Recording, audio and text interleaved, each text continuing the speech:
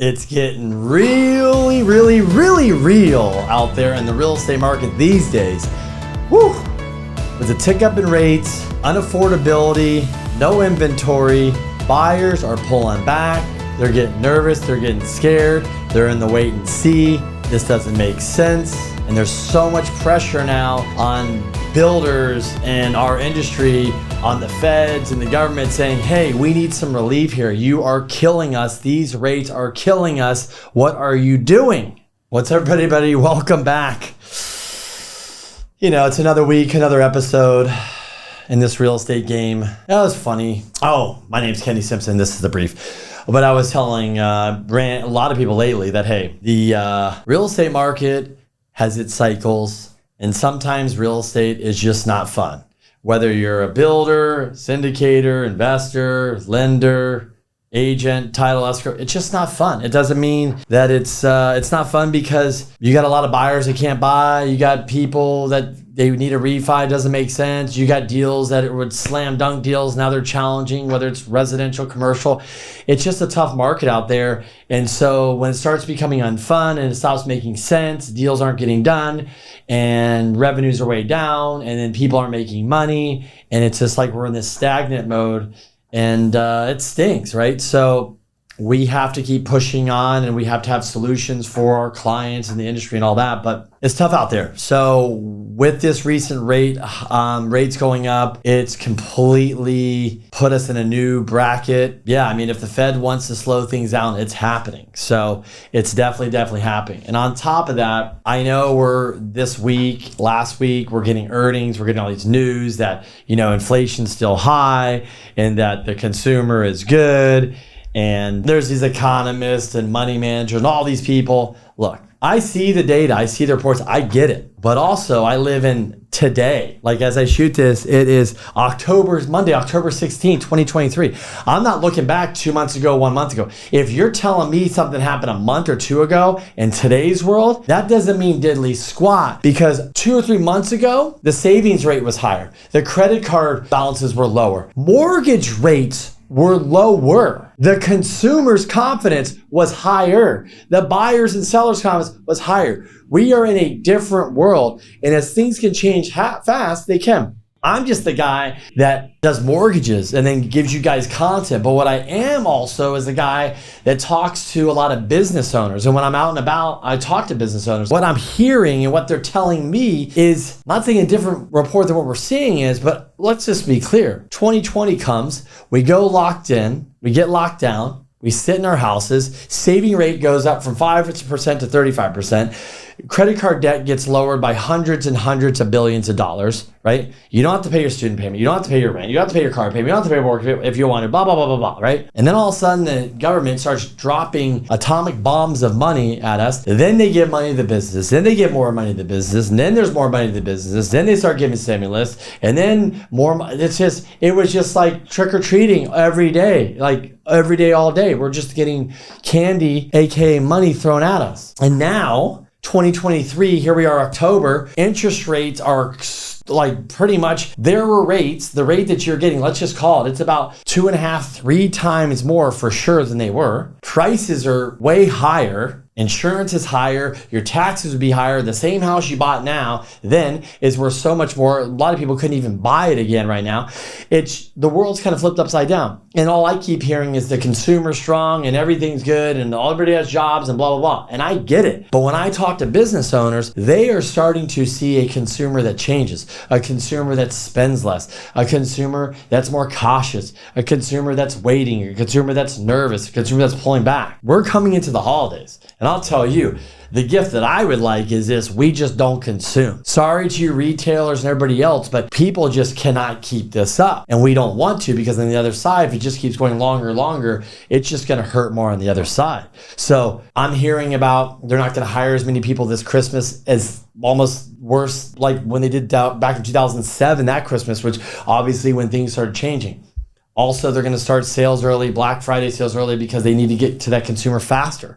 So am I expecting the consumer to slow down? I would hope so. Am I expecting that consumer to travel less? I hope so. Am I expecting that consumer to eat out less? I hope so, because bad news is good news. look, if we just keep going at this rate, we're just going to continue as a nation to get punished by the Fed's policy where they just see this consumer's out of control and they need to stop you. And the way they stop us is they just keep inching rates higher, or they just let them sit here. And remember, a recession typically doesn't hit, or a big slowdown, until 11 months after they finish rate hiking. So if they finished rate hiking officially last month, right, that's when it was, I think it was September. Sorry if I'm wrong on that. You got October, November, December, January, February, March, April, May, June. Next June, the recession should be here. Next June, the rate cuts should be here. Next June, low rates should be here. Is that going to happen? I don't know. But anyways, I'm going on a little rant there because I would love CNBC or the Fed or somebody to get in a bus and drive around all over and interview all these small business owners that are small, that are boots on the ground today, and ask them, how's their business? How has the consumer changed? What are you seeing? Because I'm doing it here. So wherever you are, go ask those consumers and let's get the feedback because we can get the real data. Speaking of data, let's get into our inventory. All right. So nationally, let's just go. We're at 537,000. We moved up to 546. Woohoo! Got a little bit, but let's be honest, that's not a lot. Here locally in San Diego, active we're getting some more here. Wow, what do you know? Active last week was 297.27. We are at 3,054. We've got new listings at 425, recent sales of 298, and pending at 362. So what is going on in the market? What's the big news? What's the rah-rah? Well, let's jump into it. Yeah, I'm not going to get into the whole debacle, but there's this big debate, lawsuits going around, where they're trying to pass and change the law or whatever they're trying to do. Honestly, I don't like to really talk too much about it because nobody knows where it's going to land, about this whole commission coming after realtors. When the financial crash happened, they came after our commission, how we had to do it, how it has to be set, all this stuff. At first, it was a nightmare because you weren't doing stuff one way and we flipped it. So probably everybody in our business, did you take a cut? I'm sure we did, but we got through it. Real estate agents, you can, there's people that sell homes for a flat fee or 1% or 2% or 3%. There's all this stuff out there, right? It could be 6% to sell a home. I always thought the commissions were negotiable. Like if you're a buyer and seller, you can negotiate with an agent or broker. Maybe there's, somebody set in stone, whatever it is, but that's what my understanding was. I think a lot of stuff in real estate, whether it's you're getting a contractor bid, you're getting a loan, you're selling a place, you're buying a place, you're remodeling your house, you're building a house, things are negotiable. Always thought things are negotiable, like a car and stuff. So I don't know any difference. I always think there's just big news and drama around it.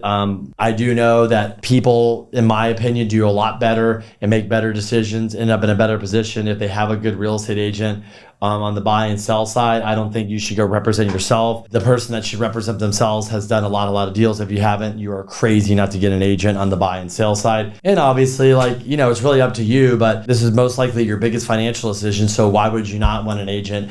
And look, you get what you pay for. So if you want to go hire an attorney to represent you in a lawsuit and you want to go find the cheapest one and you lose the case, you wonder why. That's why people that hire the best attorneys, they usually get the best outturn, which may be good or bad. It's just they're going to get their best shot at it. So with an agent, if you have a very good experienced agent that knows a lot of people, that's very connected, and they're going to try to get you in front of that deal to help, especially with the loan officer, or they're going to try to negotiate the deal and they've negotiated 1,000 deals, 100 deals, 500 deals, it's better than an agent that might have been negotiating like 5 deals.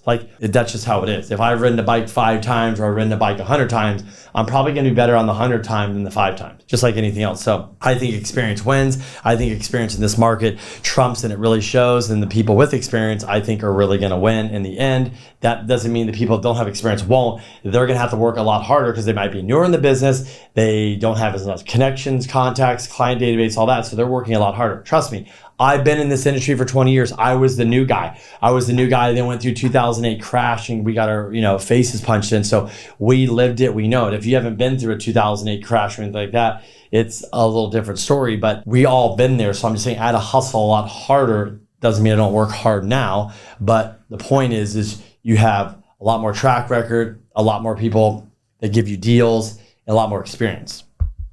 So the housing inventory, NBA, National Real Association, many others, there's a couple things they're pushing back the government now. Number one, remember we always talk about there's the 30-year fixed and the 10-year treasury, and there's that spread. That spread is typically 1.6 to 1.8%, right? Let's just call it 2% round up. It doesn't matter. That spread currently is at 3%. They are reaching out to the Fed, to the government, whoever is going to get this done and saying, look, we need your help. Rates are high. Inventory sucks. The housing market is in a dilemma. We're at a standstill here. We're at a knife fight. Nobody wants to move forward, right? We need you to lower that margin. They're calling them out. Also, home builders and realtors and all these other guys too are also going to the Fed and saying, hey, enough is enough. Stop raising rates. You're killing us. Just to go build a house and get construction lending, it's super expensive. So the Fed's feeling the pressure. I'm sure the local politicians, the lobbyists, everybody's feeling the pressure. The housing market is a huge market. It's the biggest with jobs and all this, and it's getting crushed. And the Fed's in predicament because they're trying to slow inflation laws down, but they're also getting hammered by us in the real estate industry to say, hey, enough is enough. Let's stop already. Will it work? Who knows? Obviously, buyers are slowing. Rates are high, payments are high, the market's high, there's no inventory. People are getting nervous. Look, when the rates are at 6.5, high sixes, people can deal with this. Now the rates in the high sevens, maybe for some lenders in the eights, people are going, this is ridiculous. It doesn't make sense. Either if I'm in a house now, I'm going to stay locked in my nice rate and just wait it out. Or if I'm renting, I'm just going to chill. So buyers are very cautious, or they can't even get into the market. So what do? They're scared. They're at a wait and see to see what happens. But what they might wait and see is that rates come down, inventory doesn't tick up, and they might get punched with reality of all these new buyers in the market and a lot more competition. Or they're going to wait and see and say, hey, rates come down, inventory spikes, there's many more properties, there's many more deals, and I'm getting a better deal. But I think their pre-approval, those buyers on the sideline, I think they're going to show up in a big way. So if you're waiting on the sidelines and you want to buy and you're waiting for things to get better and improve, I understand, but waiting might not be the best option for you. So what are some ways you can combat this?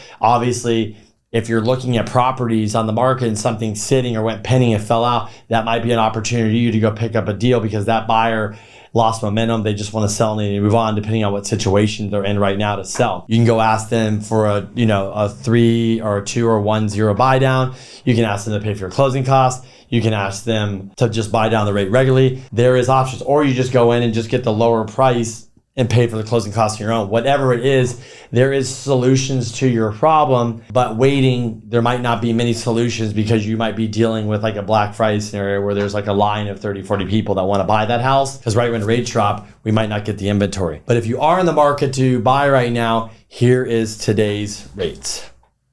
When I was at Housing Wire this last week, I was having some side chat with Logan. You guys don't know Logan? Well, you're missing out. Logan's one of the main housing data guys, economist at Housing Wire. He's been nailing it right. Love his stuff. Have a podcast coming out with him, so you're going to want to check that soon. But in the meantime, we're talking about Logan, and Logan is saying, to quote, Feds, Jerome Powell, land the damn plane already. It's time. You've done your work. Land the plane, no more rate hikes, park the plane, let these rates sit in here. It's working. Trust us. You can see it. I see it. I feel it in the real estate market. Small business owners are starting to feel it with their interest on their businesses, or their business is starting to slow. The consumer is starting to change.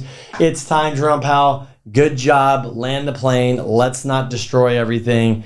That's where I'm talking about. I'm on the same page as Logan there. How do the different generations today buy homes? For example, we've got the silent generation, ages 78 to 95. We've got the baby boomers, ages 59 to 77. We've got the Gen X, 43 to 58. Millennials, 27 to 42. And the Gen Z, 13 to 26. They're not buying homes, but we want to get in these guys' head. What are they looking for? Let's jump into it because I thought these would be interesting facts to go through. So the silent generation is honestly, they're only like 4% of the home buyers. These are planning for obviously the late stage of life. So they're looking to, obviously, when they're looking to buy, they maybe look to buy in a 55 and older community, maybe closer to friends, families, closer to healthcare. They're getting ready for that later part of life, or it's a very small percentage of buyers. Remember, anybody after 50 or 60, it's only like one more time they're going to move. So the silent generation really is making moves to probably getting ready, unfortunately, to die and live out their final stage of their life. Hate to say it, but that's true. So baby boomers, they're looking to buy smaller homes, downsize. They also want to make sure that maybe they're going from their big house because the kids are out of the house and they're kind of done, and they might want to downsize to a condo where there's low maintenance, where they can travel around and they can go at free. This might be, you could be in that category where they are maybe still staying in their really nice home, or they're maybe buying a nicer home and bigger.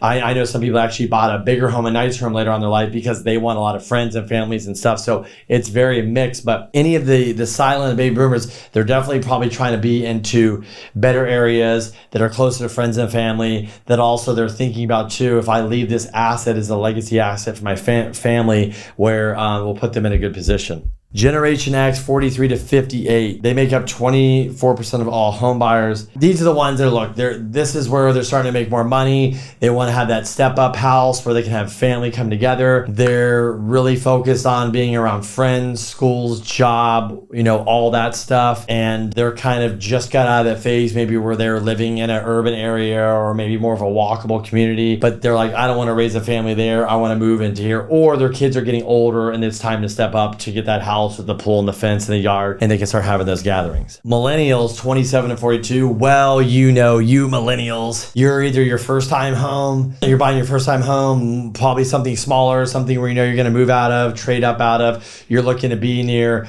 restaurants, bars, your friends, walkable communities. Your schools are really important.